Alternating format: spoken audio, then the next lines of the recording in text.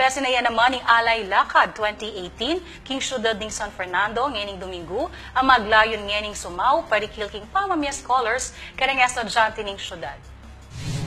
Pasibayo lang misan metong remyembro ng Alay Lakad Foundation, lokal na gobyerno ng Siyudad San Fernando at reng Memalen Keti para kin 2018 CSF Alay Lakad.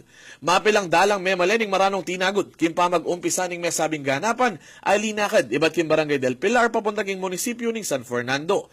Layo ng mesabing lakad ng manikwang 500,000 pesos ang gamitan pang suporta kareng siya mapulong estudyante o scholars ng San Fernando akayabe kareng pakakalulong sektor. Masaya naman ni City Mayor Edwin Santiago king balaos kanong banwahan na pamisasan metong dareng miyaya luwang pribadong grupo king syudad para king masanting alayon. Sa pangunguna po ng ating mga prinsipal, mga guro, sa mga iba't ibang companies po, dahil po ang tema natin, abi-abi, umakat, para king panyulong daring kayanakan.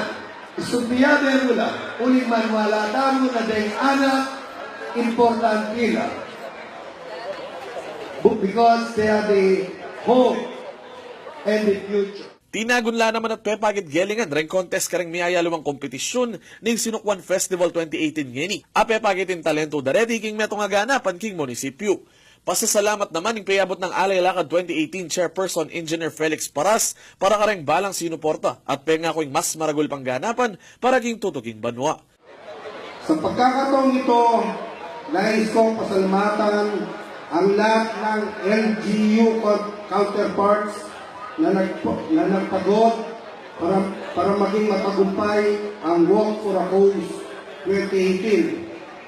Salamat din po sa lahat ng mga narito ngayon, gumising ng maaga upang makibahagi sa programa.